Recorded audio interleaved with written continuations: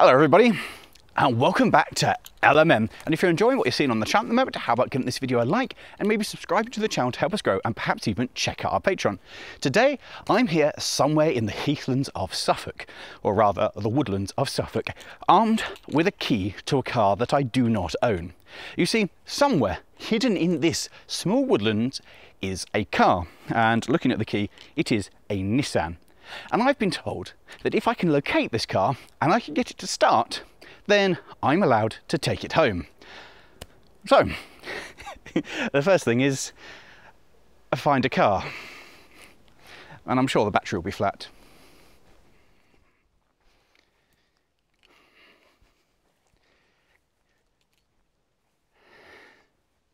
You'd have thought finding a car in a woodland would be relatively easy, you know, it being all car-shaped and all.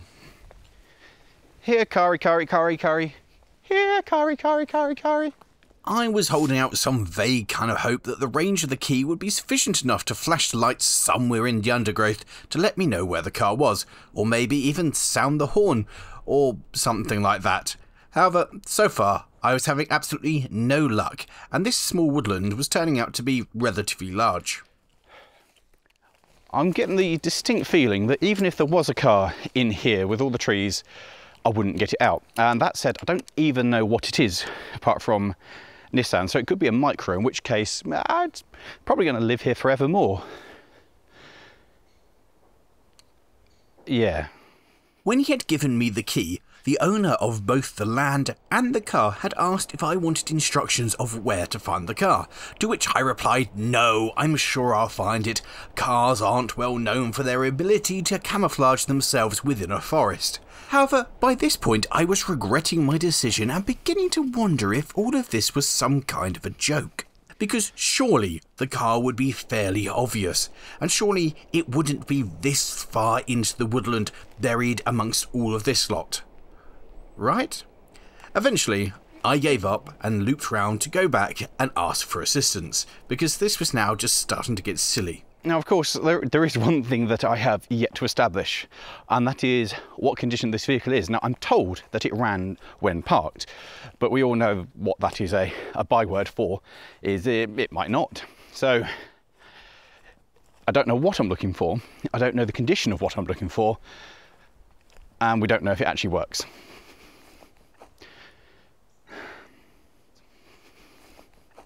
Hello. Okay, so I'm not really sure what I was expecting, but this is not it. This is a Nissan X-Trail Adventurer, I think. And I don't know what I was expecting, it's not this. Now, I assume there are not many vehicles that are parked up in this woodland, left in a seemingly abandoned state, but this thing does nothing.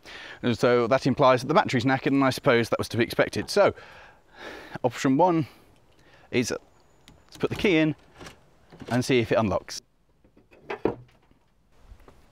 We found a car. They say that sometimes a lost object is in the most obvious place, and being on a relatively wide track would have been the most obvious place for me to look, whereas I had this kind of illusion that it would be buried somewhere in the undergrowth, which is a good start because it means I can get it out. This is a genuinely abandoned vehicle because the owner has now moved on to a new electric vehicle, and this is surplus to requirements, and its last duties were heading down here towards his wood store to collect wood to take back to the log burner, and then it just got parked here, which is somewhere. So what is it? Well, this is a Nissan X-Trail Adventurer. It is a 56 plate, which means, having checked the things on the interwebs, that this is actually an 07 model. I don't really understand how that works because I thought 56 was the last half of 2006, not 2007, which means that this is going to be my newest vehicle in the fleet. Assuming, of course, that it's going to fire up and drive away. Now, some of you may have noticed that it is indeed not in showroom condition. The front bumper, amazingly, is not supplied like this from factory. This is... I'm not really sure what happened there. Something happened. There are various scratches, scars. I don't know how that happened. There's a dent there. Various debris everywhere. And then we walk round to the rear of the vehicle where we have some moss growing in nice places, spiderweb, and Two things of particular note. Firstly, there is a tow bar, and that's exceptionally useful. Secondly, it looks like it has reversing sensors, although these have not been paid attention to because the rear bumper is caved in. However, one will not look a gift horse in the mouth, because I am in dire need of a tow vehicle, and if this thing fires up and will get out of here and can return to the road, this will be a very, very useful addition. Right, let's have a look at what this is like in here. Well, this is actually surprisingly pleasant. Let's have a look. There's rocks. The seats are quite nice, dirty but nice. Oh, it's a proper 4x4 two-wheel auto or lock-in. This is quite nice. I mean, it's dirty, it's been here a while, but actually this looks quite pleasant. It's got drink holders. What have we got here? Keys. Found the spare key, that's cool. What else have we got? Look in here. Paperwork. Sweet. That's good. He did say everything was in it. Right, well the big question is, of course, will it start? We shall take our key into the ignition and... No, of course it won't. I mean, that was optimistic really, wasn't it? I wonder if it's still got a battery. Right, next stage, I suppose, is wander back to base and go and get a battery pack. So when doing something like this, there are a handful of tools that you need more than anything else. And I happen to have brought 3 of them with me. And one of those is the one from my good friends over at Top Don. But the problem is I've left her over on the edge of the woodland rather than with the car over there, because I'm an idiot. This is an essential piece of kit for doing something silly like trying to start this, whereas this is actually half decent. All right, let's pop the bonnet.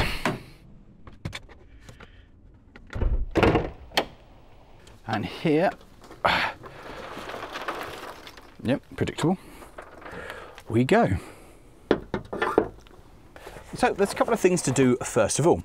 First off is to put this rather nice little unit from Top Don onto the battery and see if we have life. Because if we have life, then we can check everything else, and if we got no life at this point, then it's beyond my expertise. So let's plug this in,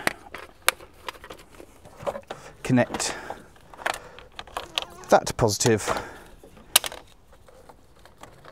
and that to negative. Press power, press boost. This has gone click.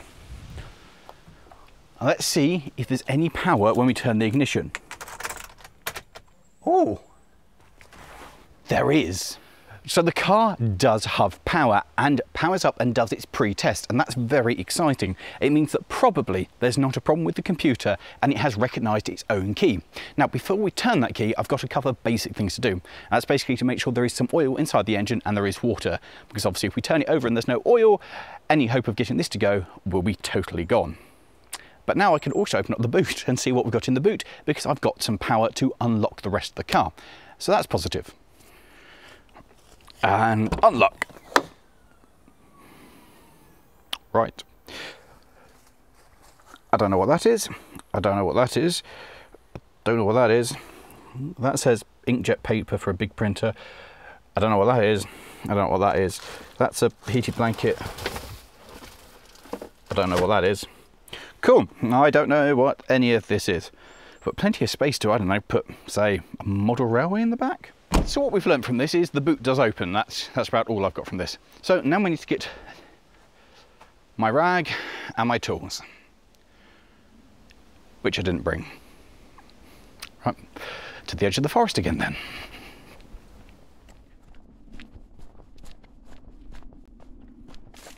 Being somewhat the optimist, I have bought surprisingly few tools with me. I have got a wrench, that was my grandfather's.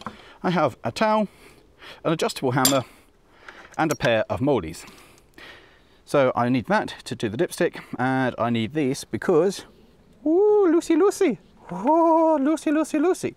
So I can tighten those up. But first up, dipstick. This has, it's got some. That's enough for testy purposes. And so with the oil checked and we do have oil, next stage is to go down here and open up the cap and see if we've got anything in there. Ooh, oh, look at that. There's actually stuff in there. Sweet. So at this stage, as far as I'm aware, I've got oil in the engine, there's coolant in it, the key seems to work, so it's the bit you've all been waiting for. Let's see what happens when we turn the key. But first, I better tighten up those terminals. Better. Well, here we go. Moment of truth time. I got power. It thinks it's got fuel. A little bit of throttle.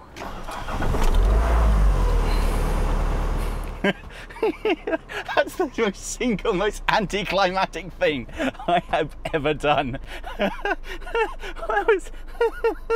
was that. I mean, the jump pack's done its job, but I was expecting this to cough and that was rubbish.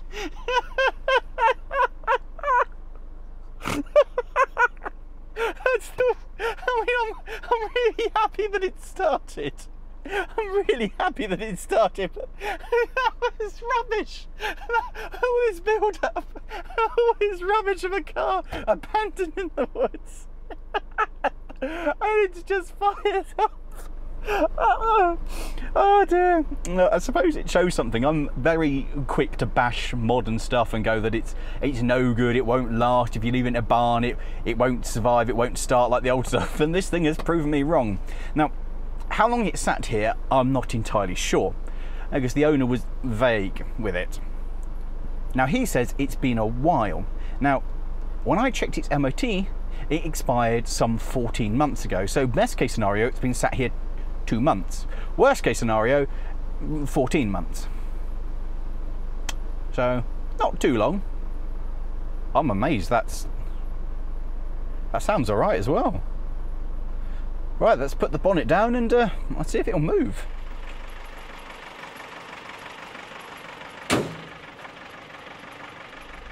Big question. Do you move?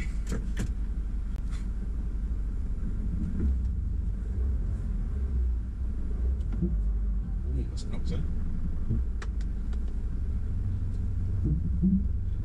I think the brakes have been binding there.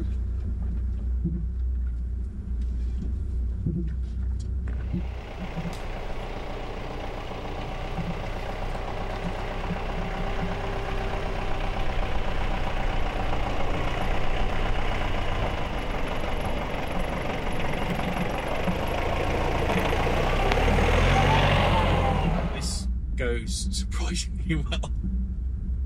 This is silly. Okay.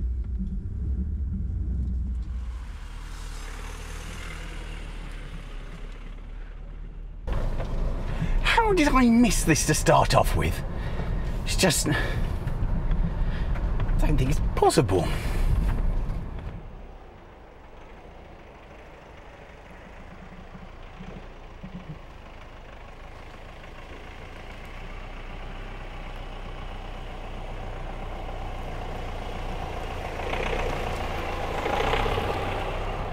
Yes, I know my seatbelt's not done up. I don't think it's appropriate to have the seatbelt done up here. Well, this certainly feels like I'm driving something out from the undergrowth, that's for sure. I was pretty happy with the car. It had some very worrying noises, but I was confident that it would get me home, so there was just one job left to do. Contrary to popular belief, you can drive a car on the road in the UK without an MOT. The exemption is if you are taking it to an MOT or to a place of work to have work done for said MOT. You do, however, require insurance. You can't have tax because you need an MOT in order to tax the vehicle, but you must have insurance. Now, I'm very lucky because I have a multi-car policy which has basically all of my fleet on it. So I'm just going to phone up and add this to that.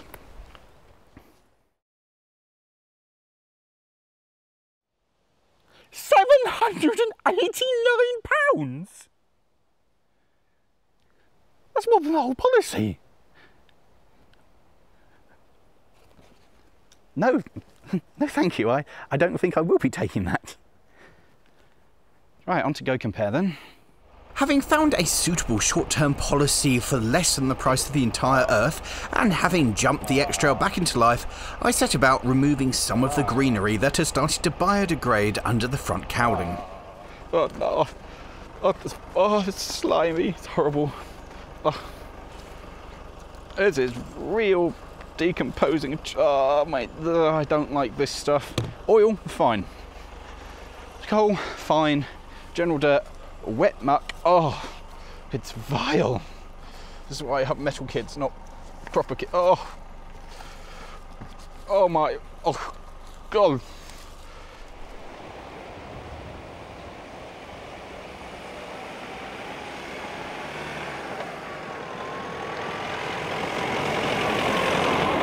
So here we go. We're heading out towards the open road.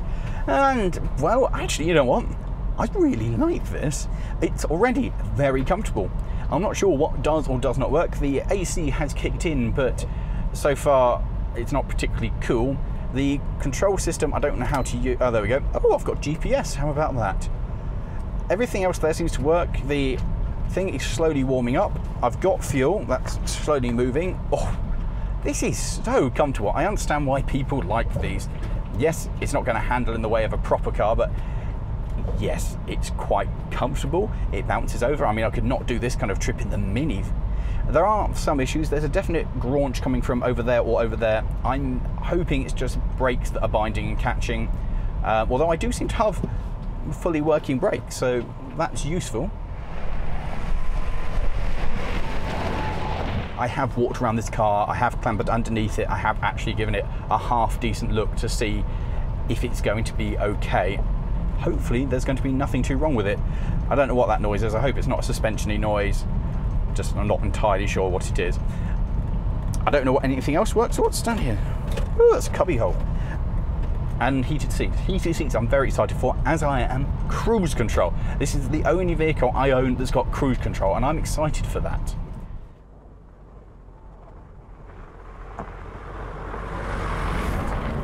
Now, yes, there are going to be issues with it. Yes, I'm not sure about the colour. Yes, it needs... Oh, that's a very nasty graunch there. I'm going to be very excited to see what happens when we get this to the garage. And of course, that's all going to be part 2. So join us then to find out what's wrong with the abandoned car. And put your comments below of what you think is going to be wrong with it, or if you know anything that these are notorious for, do let me know now, because it's probably better I know before I do anything with it.